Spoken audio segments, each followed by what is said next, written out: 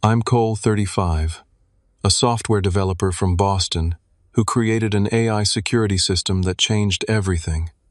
My family never thought I'd amount to much, especially my sister Allison. When our annual Thanksgiving dinner came around, she told me I wasn't ready to sit with the family yet. So I stayed home alone, focused on closing my deal, and watched it break on the news instead. Funny how success changes how people see you. Before I tell you how my family went from shutting me out to camping in my lobby, drop a comment telling me where you're watching from, and hit that subscribe button if you've ever been underestimated by the people who should believe in you most. Growing up in the Marshall family meant living with impossibly high standards. I was the middle child sandwiched between two perfect siblings who seemed genetically programmed for traditional success. My father, James, was a renowned cardiovascular surgeon at Massachusetts General Hospital, saving lives and earning accolades that filled an entire wall in his home office. My mother, Patricia, held a tenured position as a professor of economics at Harvard, publishing papers that shaped fiscal policy across the country. My older sister, Allison, followed in Mom's academic footsteps before becoming a ruthlessly effective corporate lawyer, while my younger brother, Bradley, was the investment banker wunderkind who made his first million before turning 25. And then there was me, Cole Marshall, the creative one, the dreamer, the kid who took apart computers instead of studying for standardized tests. I wasn't a bad student, but next to my siblings' perfect GPAs and test scores, my solid B+ average looked like failure. I was more interested in how things worked than in memorizing facts for exams. I'd spend hours coding while my siblings attended academic decathlons and debate competitions. When is Cole going to find something practical to focus on? This question became the constant refrain at family dinners. I'd sit there quietly as they discussed Allison's latest courtroom victory or Bradley's newest investment strategy, feeling increasingly invisible. My father would pat me on the shoulder and say, "You just haven't found your path yet, son," but the subtext was clear: my path wasn't measuring up to the Marshall family standard. The breaking point came during my sophomore year at Boston University. While my siblings had attended Ivy League schools, BU was considered a step down in the family hierarchy. I was studying computer science, but spending most of my time developing an algorithm for enhanced security authentication that I believed could revolutionize online privacy. When I told my family I wanted to drop out and start my own tech company, you would have thought I'd announced plans to join a cult. "You cannot be serious," my father said, putting down his fork at Sunday dinner. "You need credentials in this world, Cole." My mother was more diplomatic but equally dismissive. "Darling, finish your degree first. Then you can play with your computer ideas." But it was Allison who cut the deepest. "This is just another example of your immaturity," she said, not even looking up from her plate. "This isn't a real career plan, Cole. It's a fantasy." Only my grandfather Robert, my father's father, showed any support. A self-made man who built a construction business from nothing, he pulled me aside after dinner. "They don't understand people like us," he whispered, slipping me a check for $5,000. "Go make something, prove them wrong." He passed away 3 months later, never getting to see what his belief in me would eventually create. I dropped out the following week, moved into a tiny apartment with 2 roommates, and used my grandfather's money to buy equipment. My parents reduced communication to terse monthly phone calls. Bradley treated my decision as an embarrassing family secret, but Allison was the worst, sending articles about tech startup failures and job postings for entry-level IT positions. "Just trying to help you have a backup plan," she'd say, with that mixture of condescension and pity that became her default tone with me.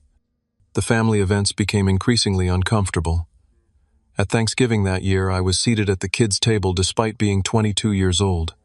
By Christmas, conversations stopped when I entered rooms. My projects and progress were never deemed important enough to discuss alongside Allison's law firm partnership track or Bradley's portfolio performance. The pattern continued for years. As my family climbed higher in their prestigious careers, I was systematically excluded from their narrative of success.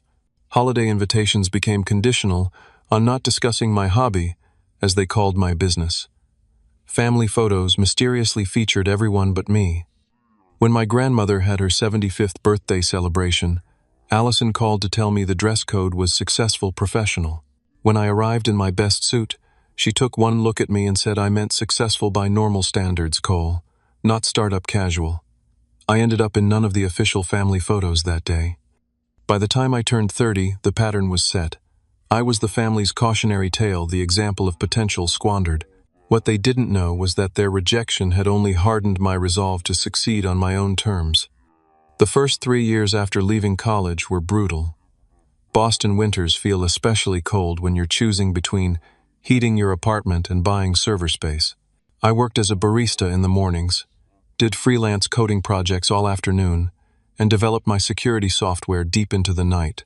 I slept on an air mattress that slowly deflated through the night, leaving me essentially on the hardwood floor by morning. My roommates eventually moved out, unable to tolerate my around-the-clock work schedule and the constant ramen smell. I couch-surfed for months, carrying my laptop and a backpack of clothes from friend to friend, until everyone's hospitality wore thin.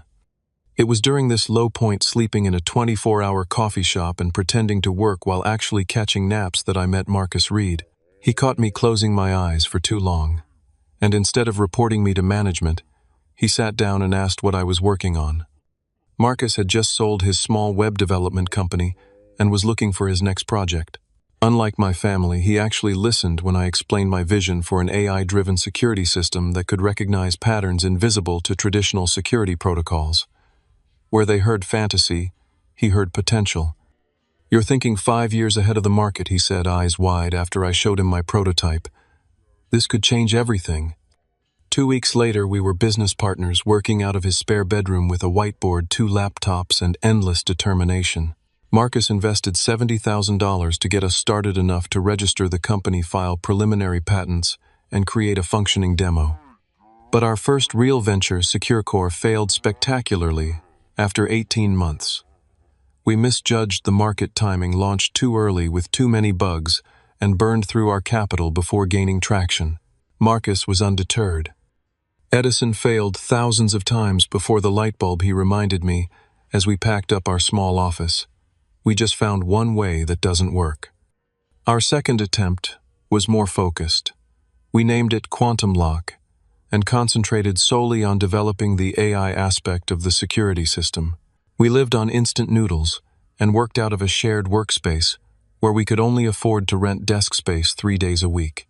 The other days we worked from public libraries or any coffee shop with free Wi-Fi and lenient policies on how long customers could stay. The algorithm was revolutionary, but convincing anyone to invest proved nearly impossible. Venture capitalists would listen politely before explaining that our goals were too ambitious, our team too small, our experience too limited. "Come back when you have more traction" became the standard rejection. After 37 failed investment pitches, we were nearly ready to give up. Our personal savings were depleted, and Marcus had already taken out a second mortgage on his condo. We gave ourselves 1 month to find funding before we would have to shelve the project and find regular jobs. That's when Rachel Kim entered our story. A partner at Horizon Ventures, she specialized in high-risk, high-reward tech investments. Unlike other VCs who sent junior associates to our pitch, Rachel came herself and asked questions that showed she truly understood what we were building. "Everyone else is thinking about fixing today's security problems," she said after our presentation. "You're preventing tomorrow's. That's where the real value island." Rachel invested $1.5 million for a 15% stake in Quantum Lock. It wasn't the largest seed round in Boston's tech scene, but it was enough to rent real office space, hire 4 key employees, and give ourselves actual salaries for the first time in years. Dominic Alvarez joined as our lead engineer, a coding genius who could translate my theoretical algorithms into functioning code faster than anyone I'd ever met. Sophia Washington came aboard to handle marketing and business development, bringing connections from her years at larger tech firms. With a real team in place, Quantum Lock began to gain momentum. Our first client was a small regional bank, looking for enhanced security after a minor breach. The implementation wasn't perfect, but our system caught several intrusion attempts that their traditional security had missed. Word began to spread in financial circles. By year 3, we had 27 clients, mostly small to mid-sized financial institutions, and a few healthcare companies with sensitive data concerns. We were profitable, though, just barely, and beginning to draw attention from industry publications. An article in Tech Innovator called our approach potentially revolutionary and placed us on their companies to watch list. I sent the article to my family, hoping for some acknowledgement. My mother replied with a brief, "Congratulations." My father said nothing, and Bradley sent back, "Nice write-up, bro," which was actually progress for him. Allison's response was typically, "Allison, interesting small start. Let me know when Fortune or Wall Street Journal covers you." Despite the continued family skepticism, we were gaining legitimate industry recognition. Security Tech Summit invited me to speak on an innovation panel. Our system prevented a major data breach at a client's company, saving them potentially millions in damages, and yielding our first genuine case study. Most significantly, we began preliminary conversations with Global Tech, one of the largest technology corporations in the world. Their head of security had seen our presentation at a conference and reached out about potential applications for their cloud services division. It was early discussions, but even getting in their door was a massive validation of our approach. As Thanksgiving approached in our 4th year of operation, Quantum Lock stood at a precipice between remaining a promising startup and becoming a genuine industry player.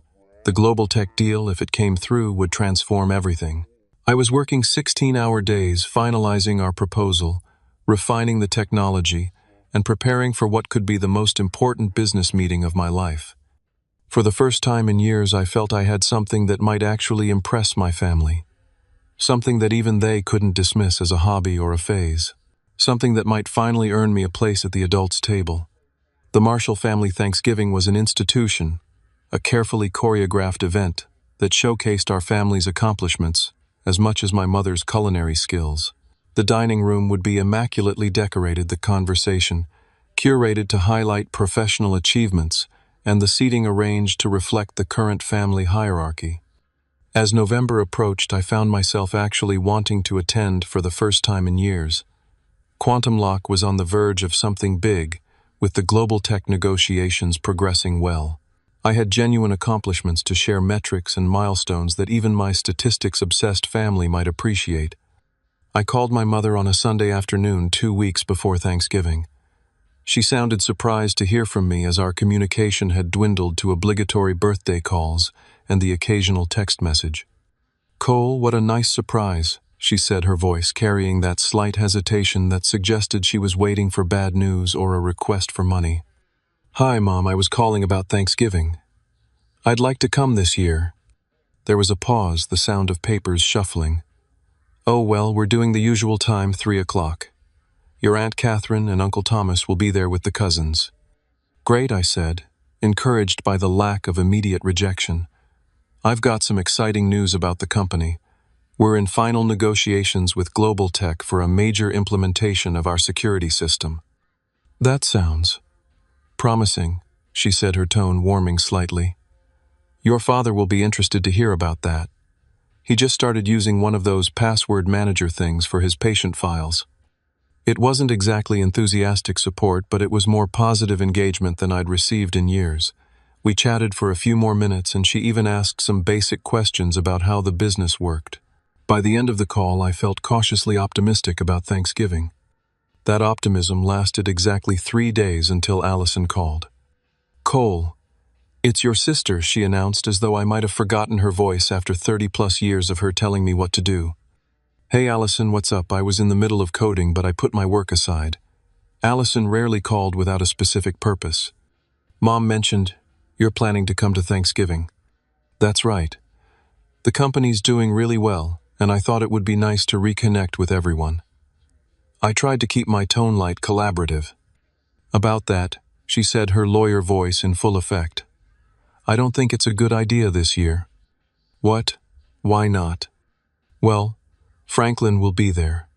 Franklin was her husband, a tax attorney with the personality of dry toast. And he's bringing his boss and his boss's wife. Bradley's also bringing his new girlfriend, Hannah, whose father is the dean of finance at Wharton. It's going to be a very professional gathering. I felt the familiar tightening in my chest, the same sensation I'd experienced at countless family events where I was treated as an embarrassing anomaly. I'm a professional too, Allison. My company is about to close a major deal with Global Tech. You know, one of the largest tech corporations in the world. That's nice, Cole. And we're all hoping your little startup works out. But let's be realistic, you're not quite ready to sit with the family yet. Not with these particular guests. Not ready. I'm 35 years old, Allison. I've built a company from nothing that's now on the verge of a major industry breakthrough. A potential breakthrough, she corrected. Nothing signed yet, right? That's what Mom said. Look, once you have some real success, something concrete to show, you'll fit right back in with the family. But right now, all you have are promises and potential. That doesn't quite measure up to what everyone else brings to the table. The familiar anger and hurt bubbled up inside me. I wanted to shout to tell her about our client list, our growth metrics, the industry recognition. But years of this treatment had taught me it would never be enough, until I hit some nebulous threshold of success that kept moving every time I got close. Fine, I said finally. Tell Mom I won't make it after all. I'll be too busy working on my little startup. Don't be like that, Cole. We're just trying to maintain certain standards. I'm sure you understand. I hung up without responding, staring at my computer screen where the code for our Global Tech proposal glowed back at me. The rejection stung, but something else was emerging through the pain determination. If my sister thought I wasn't ready to sit with the family, perhaps she was right, but not for the reasons she believed. Perhaps I had outgrown the need for their validation altogether. I texted Marcus and Sophia, who had both invited me to their Thanksgiving gatherings when they heard I might be alone. I declined both offers. This Thanksgiving, while my family hosted their very professional gathering, I would be working on finalizing the biggest deal of my career. You're seriously going to work through Thanksgiving? Sophia asked when I told her my plan the next day. That's a little depressing, Cole. Actually, it feels right, I said, surprising myself with how much I meant it.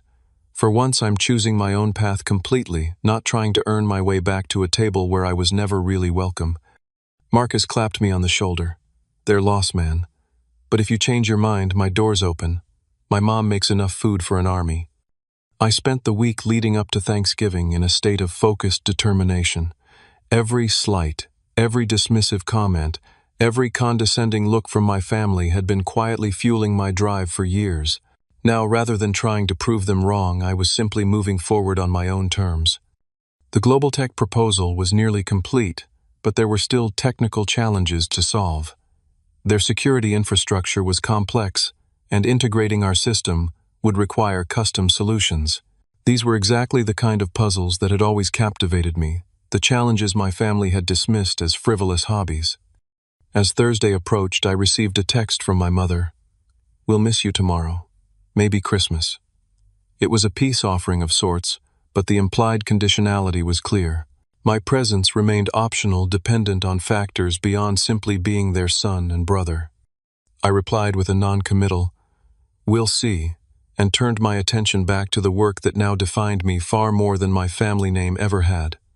Thanksgiving Day dawned clear and cold in Boston. From my apartment window, I could see families carrying covered dishes across the street, heading to gatherings where they were unconditionally welcome. For a brief moment I felt a pang of loneliness, but it dissipated as I turned to my desk and opened my laptop. Today was more than just a holiday I was skipping. It was the day Global Tech's executive team would review our final proposal. While most of America ate turkey and watched football, decisions were being made that could transform Quantum Lock from promising startup to industry leader. I made a pot of coffee, set up multiple monitors on my dining table, and dove into last-minute optimizations of our presentation materials. Our proposal to Global Tech was comprehensive, implementing our AI security system across their cloud services division, protecting data for millions of users worldwide. The contract value was substantial, but the credibility of having Global Tech as a client would be worth even more. Around noon, my phone buzzed with a text from Marcus. "Happy Turkey Day, man. How's it going?" I sent back a quick update and a photo of my workspace surrounded by empty coffee cups and takeout containers. Marcus replied hardcore, My mom says there's a plate for you if you change your mind. I smiled but stayed focused. The holiday provided an unusual quiet, no emails or calls interrupting my flow state. By mid-afternoon, when my family would be sitting down to dinner, I had refined our integration timeline and added several security enhancements that strengthened our proposal. At 4:30, my concentration was broken by an incoming email from Linda Zhao, Global Tech's Chief Security Officer. My heart raced as I opened it. Cole, our team reviewed your proposal this morning. Very impressive overall, but we have concerns about scaling the system for our user volume. Can we discuss solutions? This wasn't rejection, but it wasn't approval either. It was a challenge one that needed an immediate response. I called Marcus, who answered amid the sound of family chatter in the background. We've got a potential roadblock with Global Tech, I explained. They're worried about scale. Want me to come over? I can leave in 20. No, enjoy your family time. I'll take a first crack at it and call if I need backup. I spent the next 3 hours rebuilding portions of our architecture, designing a more distributed approach that could handle Global Tech's massive user base. As the evening wore on, I lost track of time, fully immersed in solving the puzzle before me. At 9:15, my phone rang. It was Rachel Kim, our investor. Shouldn't you be in a turkey coma right now? I asked. I could ask you the same thing, she replied. I just got a call from my contact at Global Tech. They said you sent over revised architecture specs an hour ago, on Thanksgiving evening. They're impressed with the responsiveness. Did they say anything about the technical solution? They're reviewing it now. Their team actually went back to the office after dinner to look at it. That's a good sign, Cole. Very good. After hanging up, I paced my apartment, too anxious to sit still. This was the culmination of years of work of believing in something no one else could see. If the deal went through, it would validate everything. If it didn't, my computer chimed with an incoming video call request at 11:20. It was Linda Zhao. I took a deep breath, straightened my shirt, and accepted the call.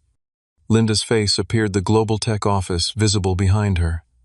Several other people were gathered around a conference table looking at screens. Cole, hope we're not interrupting your holiday too much, she began.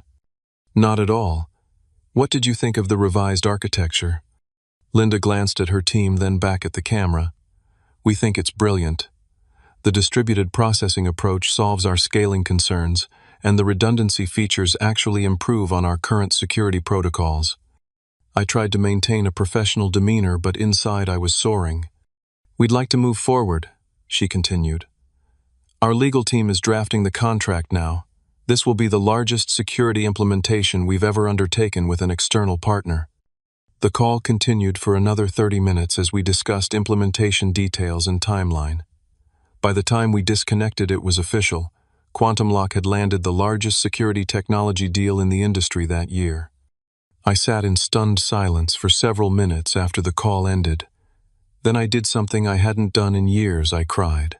Not from sadness, but from vindication relief and the sudden release of pressure that had been building since the day my family first dismissed my dreams. At midnight, as Thanksgiving officially ended, my doorbell rang. Marcus stood there holding a bottle of champagne, grinning widely. Rachel called me, he explained. Said we had something to celebrate. We popped the champagne, drinking straight from the bottle like the broke startup founders we'd once been. Marcus raised a toast to the guy who skipped Thanksgiving dinner and landed the biggest deal of the year instead. Later, as Marcus was leaving, he paused at the door. Are you going to call your family? Tell them about the deal. I considered it for a moment. Number. The announcement goes public tomorrow morning. They can find out along with everyone else. Marcus nodded, understanding the years of context behind that decision. Well, I'm proud of you, man. You built something real, something important. After he left, I sat by my window looking out at the quiet post-holiday street. Somewhere across the city, my family was sleeping in their elegant homes, unaware that by morning my name would be appearing in business news headlines nationwide. For the first time in my adult life, I didn't need their approval or recognition. I had built my own table, and it turned out to be larger and more significant than theirs had ever been. I woke the next morning to the insistent buzzing of my phone. Disoriented and still wearing yesterday's clothes, I fumbled to silence the noise without checking who was calling. The digital clock on my nightstand read 6:15 far earlier than I typically started my day. The phone immediately began buzzing again. This time I glanced at the screen. Marcus was calling, which was unusual this early. I answered groggily. "Dude, turn on the news right now," he said without preamble. "Channel 7. "What, why?" I asked, stumbling toward the living room. "Just do it. Trust me." I switched on the television and found the local morning news. To my shock, my own face was on the screen alongside the Quantum Lock logo. The caption below read, "Boston Tech Startup Lands Historic Deal with Global Tech." The news anchor was mid-sentence, estimated to be worth over $120 million, making it the largest security technology acquisition in industry history. Quantum Lock, founded by Boston native Cole Marshall, will implement their artificial intelligence security system across Global Tech's entire cloud infrastructure. "What the hell?" I muttered into the phone. The press release wasn't supposed to go out until 9. Global Tech jumped the gun. Marcus explained, his voice brimming with excitement. Their CEO announced it during a pre-market interview on Bloomberg. "It's everywhere, man. TNBC, Fox Business, Wall Street Journal, online. We're trending on Twitter." I sank onto my couch watching as the news segment continued, showing B-roll footage of our office building and stock photos of cybersecurity concepts. They cut to a brief clip of Linda Zhao praising our technology as revolutionary and years ahead of conventional security approaches. "This is insane," I said, still processing. "Check your email and messages," Marcus suggested. "I bet they're blowing up." He was right. When I looked at my phone, I had 73 new emails, 47 text messages, and countless notifications from LinkedIn, Twitter, and other platforms. Industry contacts, former colleagues, old friends, and complete strangers were all reaching out, congratulating me, or seeking connections. As I scrolled through the messages, my phone rang again. This time it was my mother. I hesitated before answering, unsure of what to say after yesterday's rejection. Finally, I accepted the call. "Cole." My mother's voice had a quality I'd rarely heard before: uncertainty. "Hi, Mom. We just saw you on the morning news. Your company, this deal with Global Tech. Is it really worth over $100 million? $127.5 million to be exact," I replied, a small part of me enjoying the shock value of the number, plus implementation fees and a 5-year service contract. There was silence on the other end. Then what sounded like my father's voice in the background asking questions. "Your father wants to know if this island, real, if it's definite." The contracts were signed last night. The announcement went out early this morning. So yes, it's very real. "Oh my goodness," she breathed. "Cole, why didn't you tell us? We had no idea it was this serious." I tried to, Mom. "Remember when I called about Thanksgiving? But Allison said I wasn't ready to sit with the family yet." Another pause. "That was a misunderstanding," she said carefully. "We would have loved to have you there if we'd known about this wonderful news. That's kind of the point, isn't it? I should be welcome regardless of news or deals or dollar amounts." Before she could respond, my call waiting beeped. It was Bradley. "Mom, I need to take this. Bradley's calling." Of course. We'll talk more later. We're very proud of you, Cole." I switched to Bradley's call, bracing myself for whatever version of my brother I was about to encounter. "Cole, holy shit, man," Bradley exclaimed, sounding genuinely excited. "You're all over the financial news. My colleagues are asking if you're my brother. This is incredible." "Thanks, Bradley. It's been a long time coming." "No kidding. Listen, we should get together soon. I've got some contacts at Morgan Stanley who would love to discuss investment opportunities now that you're scaling up." Of course. Bradley wasn't just congratulating me. He was positioning himself to benefit from my success. Still, it was the most enthusiastic he'd been about my career ever.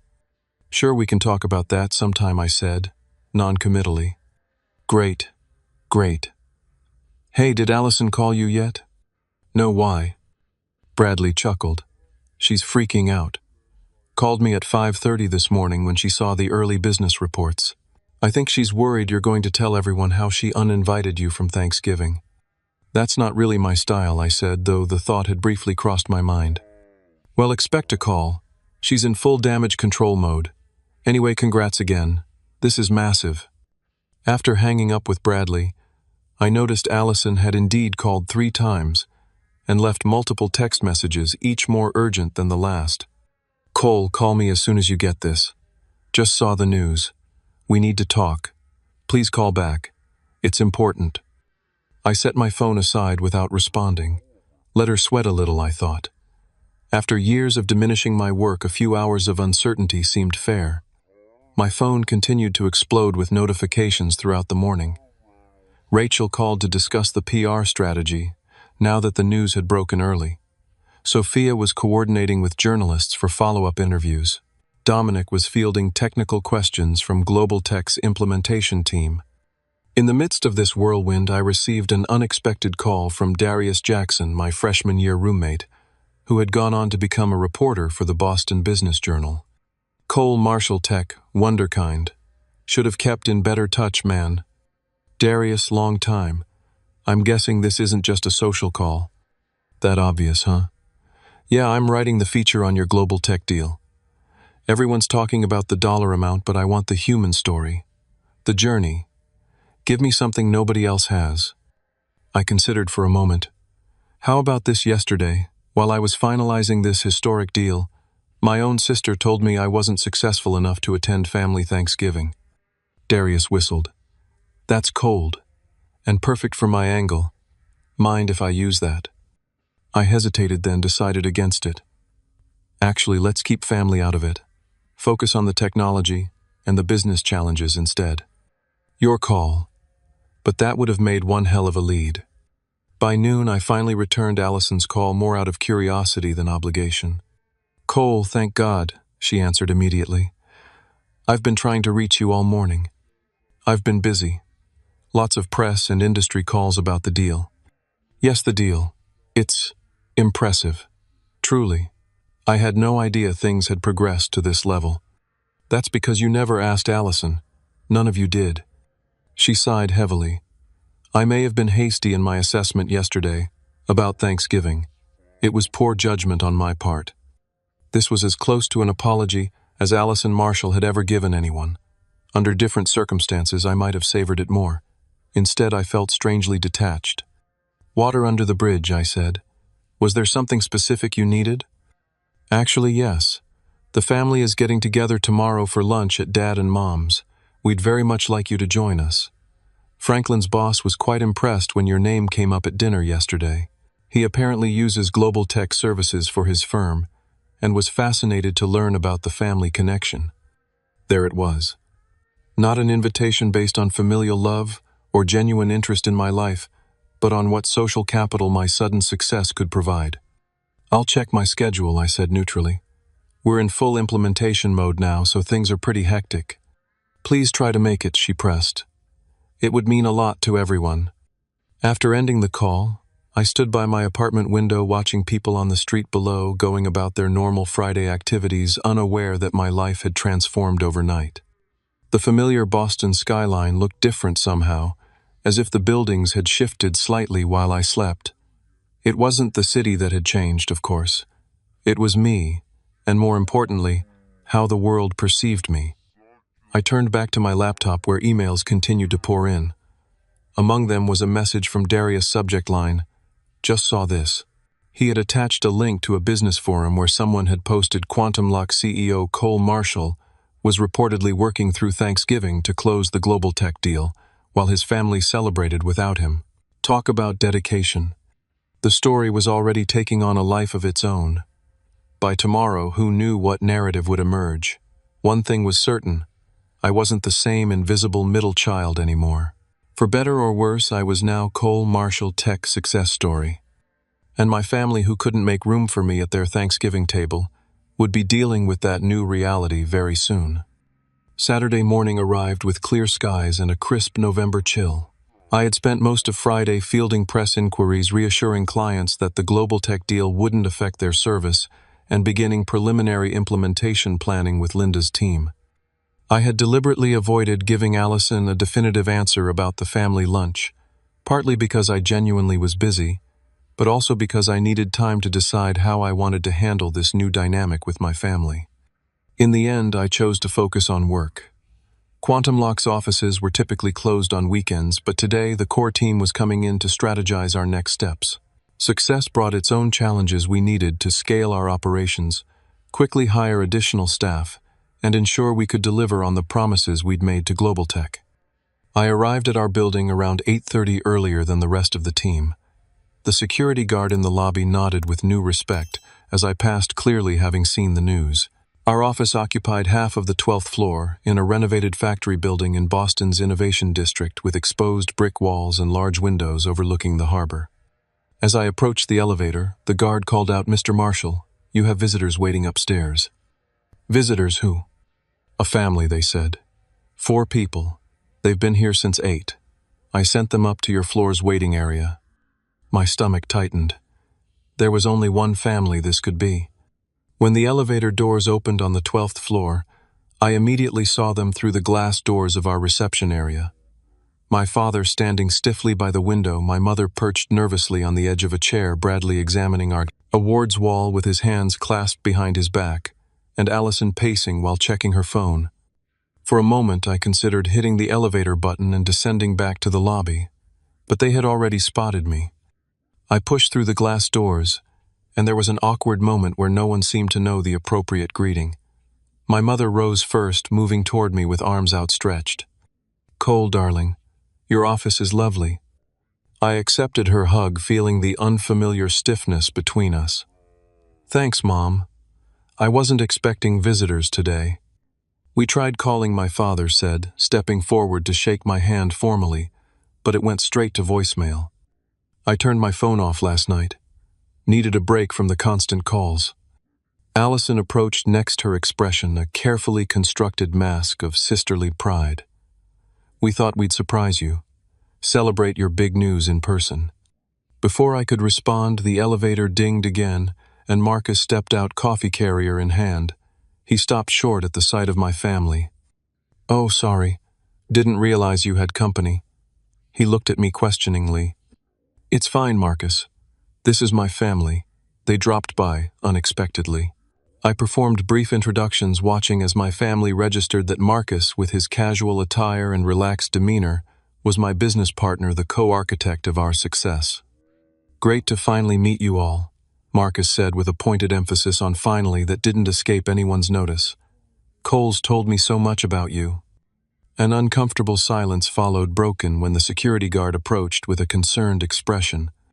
"Everything okay here, Mr. Marshall? These people said they were family, but they're not on the approved visitor list." It was a small thing, but seeing my family, who had always been the ones with authority and status, being questioned about their right to be in my space, shifted something fundamental in the dynamic. "It's fine, Dave. They're with me," I assured him. "Sorry about that," Dave said, turning to my family. "We've had to tighten security since yesterday. Lots of people trying to get in to see Mr. Marshall since the news broke." My father looked surprised at the deference in Dave's tone. My brother seemed impressed, despite himself. Allison's expression was unreadable. "Why don't we go into the conference room?" I suggested, leading them past the reception area into our main office space. Our headquarters wasn't lavish by corporate standards, but it was modern and thoughtfully designed. Whiteboard walls covered with complex diagrams, comfortable workstations, and the glass-walled server room housing. Our development environment all spoke to a successful operation. As we walked, I noticed my family taking everything in, recalibrating their mental image of my hobby. In the conference room with its view of Boston Harbor, we sat around the large table where just days ago we had finalized the Global Tech proposal. Now it was the stage for a very different kind of negotiation. "This is all quite impressive, Cole." My father began gesturing at the office. "You've built something substantial here." "Thank you," I replied simply. "Why didn't you tell us it had gotten this serious?" my mother asked, her tone somewhere between hurt and accusatory. "All these years we thought you were just, well." "Just what, Mom?" I asked quietly. "Just wasting my time, just avoiding real work. just failing to live up to the Marshall family standard. That's not fair, Allison interjected. We were concerned about your stability, your future. This industry is notoriously volatile. So is the stock market, I countered, looking at Bradley. So is the legal profession in a changing economy. Everything has risks. The difference is you never believed mine were worth taking. My father cleared his throat. Perhaps we were too traditional in our thinking, too focused on established paths. But we always wanted what was best for you. Did you? Or did you want what would reflect best on you? The question hung in the air, uncomfortably direct after years of polite evasions and unspoken judgments. Bradley surprisingly broke the tension. He's right, Dad. We were all pretty dismissive of Cole's work. I know I was. He turned to me. That was short-sighted of me, bro. What you've built here is impressive as hell. This unexpected support from Bradley shifted the energy in the room. My mother's eyes welled with tears. We're so proud of you now, Cole, she said, reaching for my hand across the table. So very proud. Now I repeated, withdrawing my hand gently but firmly. That's the operative word, isn't it? Now that there's external validation, now that the business world has deemed my work valuable, now that my success might actually benefit you socially. That's not fair, Allison said again, but with less conviction. Isn't it you literally told me 2 days ago that I wasn't ready to sit with the family, that I needed real success before I could be included? Well, here it is by your definition. And suddenly, everyone's proud and supportive. My father, ever the pragmatist, attempted to redirect the conversation. What's past is past, Cole. We're here now because we want to be part of your life going forward. Your success opens many doors, and we can help you navigate these new waters. I have contacts in venture capital who could— Stop, I interrupted, raising my hand. Just stop. This is exactly what I'm talking about. You're already positioning yourselves to capitalize on my success rather than simply being happy for me. The conference room door opened, and Sophia entered with a tablet in hand. She paused, sensing the tension. Sorry to interrupt. The Global Tech Implementation team is on the line for the scheduled call. I'll be right there, I said, grateful for the interruption. My family was just leaving. But we just got here, my mother protested. We thought we could take you to lunch, celebrate properly. I'm working today. We have a $127 million contract to implement. I stood, signaling the end of the conversation. I appreciate you coming by, but this isn't a good time. As the others reluctantly rose to leave, Allison remained seated. Could I speak with Cole privately for a moment? She asked, looking at our parents and Bradley. They nodded and filed out, my father already on his phone, probably calling one of those venture capital contacts he'd mentioned. When we were alone, Allison's carefully constructed facade cracked slightly. You're enjoying this, aren't you? Making us grovel after years of being the family disappointment. I'm not making anyone grovel, Allison. I'm just not pretending the past didn't happen. People make mistakes, Cole. We misjudged your potential. We're trying to make amends. Are you? Or are you trying to save face now that your unsuccessful brother is making headlines? She flinched at the directness of the question. For perhaps the first time in our adult relationship, I saw genuine regret in her eyes. Both probably, she admitted with unexpected honesty. Does that make me terrible? It makes you human. But it doesn't erase years of condescension and exclusion. What do you want from us, Cole? An official apology? Public self-flagellation? What would make this right for you? I considered the question seriously. I don't want anything from you, Allison. That's the point you're missing. For years, I wanted your approval, your acceptance. I wanted a place at the family table. Now I realize I've built my own table, and it's actually bigger and more meaningful than the one you were keeping me from. She nodded slowly, absorbing this. So where does that leave us? As a family? That depends on whether you're interested in knowing me as a person, not just as a successful businessman who happens to share your DNA. If you want a relationship with me that isn't based on what I can do for you, or how I reflect on you, I'm open to that. And if we can't offer that, then we'll keep things cordial and distant just as they've been. The only difference is, Now I'm at peace with it. Allison stood smoothing her immaculate pantsuit. You've changed, Cole. And not just because of the money. No, I agreed. The money just made you notice. She extended her hand formally as if concluding a business meeting. Congratulations on your success. Genuinely. I shook her hand, feeling the strange mix of familiarity and distance between us. Thank you. I hope you find what you're looking for, Allison. Whatever that might be. As I watched my family leave through the lobby doors below, I felt no triumph or vindication, just a quiet certainty that whatever happened next would be on my terms, not theirs. Marcus approached, standing beside me at the window. Family, huh? Can't live with them. Can't throw them out of your lobby without causing a scene, I finished with a small smile. You okay? I nodded, turning away from the window. Yeah, better than okay. Let's get back to work. We've got an empire to build. 6 months after the global tech deal, Quantum Lock had transformed from promising startup to industry leader. Our staff had grown from 12 to 78. We'd moved to larger offices occupying 3 floors of a downtown high-rise with views of Boston Harbor. Our security system was being implemented across major corporations worldwide, and our company valuation had multiplied several times over. Success brought its own challenges. I was no longer just a coder with a vision. I was a CEO with responsibilities to employees, clients, and investors. The hours were longer, the decisions weightier, but the work remained deeply satisfying because we were building something that mattered. More difficult to navigate was the changed relationship with my family. In the months following our lobby confrontation, we'd established a new dynamic, one built on cautious distance rather than constant validation seeking on my part. My mother made the most genuine efforts to reconnect. She called regularly, asking thoughtful questions about my work and life without the dismissive undertones that had previously characterized our interactions.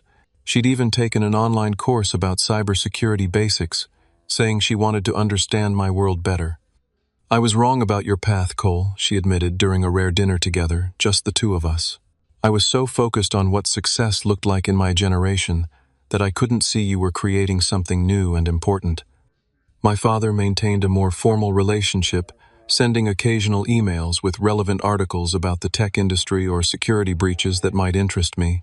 It was his way of saying he was paying attention now, even if he couldn't quite bring himself to admit how thoroughly he'd dismissed my potential. Bradley surprisingly became something of an ally. Once the initial awkwardness passed, his straightforward business mind appreciated what we'd built at Quantum Lock. He didn't pretend to understand the technology, but he respected the results.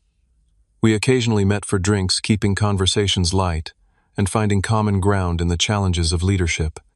Allison remained the most distant. Our interaction at the office that day had exposed truths neither of us was entirely comfortable acknowledging. We saw each other at occasional family events, but maintained a polite detachment that was probably healthier than the condescension and resentment that had characterized our relationship before. The most meaningful relationships in my life were now with the people who had believed in me when belief wasn't easy. Marcus, who had invested not just money but faith in my vision. Sophia, whose marketing brilliance had helped translate our technical achievements into business success. Dominic, who had coded alongside me during countless late nights. And Rachel, who had seen potential where others saw only risk. These were the people who sat at my table now, both literally and figuratively. We celebrated milestones together, supported each other through challenges, and built something larger than any of us could have created alone. Perhaps the most unexpected development in my post-success life was meeting Natalie Chen, a brilliant data scientist who joined our team to help refine our AI algorithms.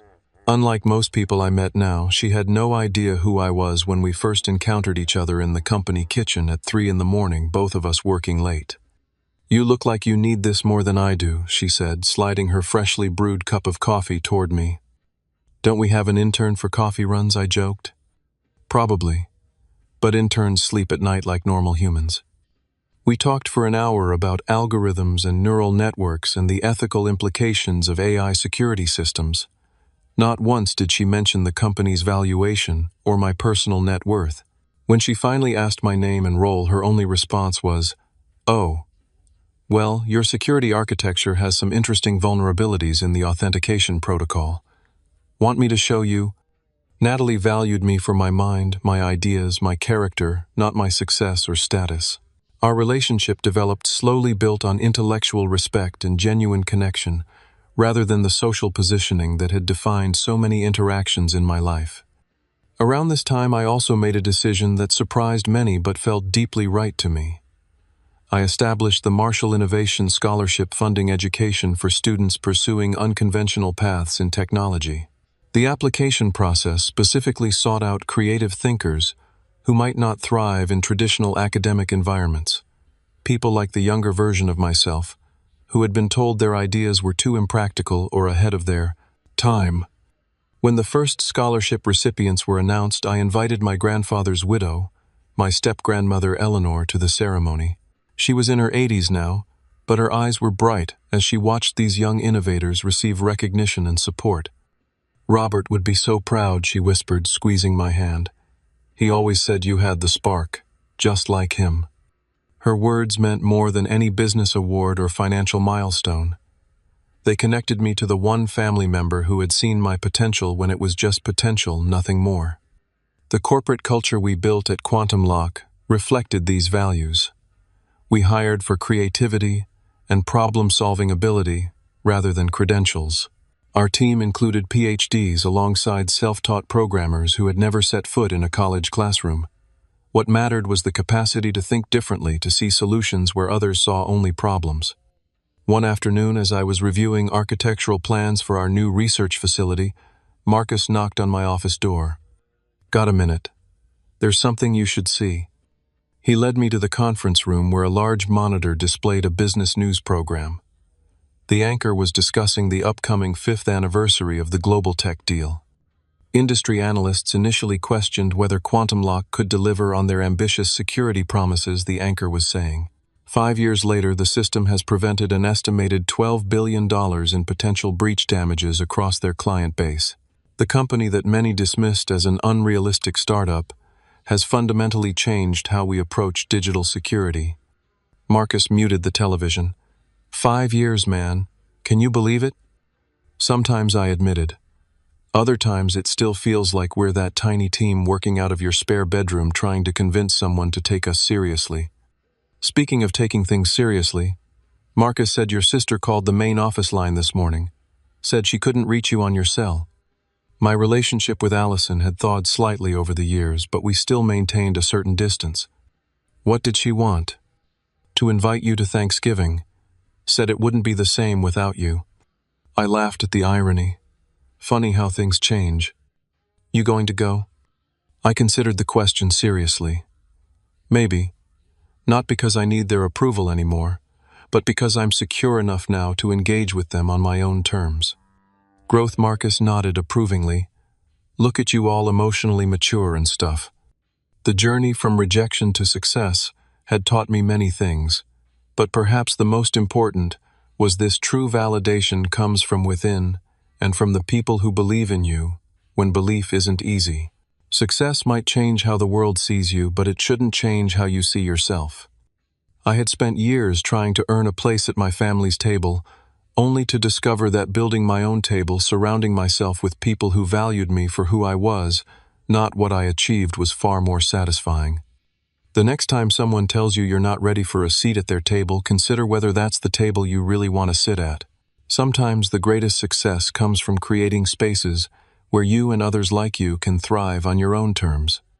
Have you ever been underestimated by the people who should have believed in you most?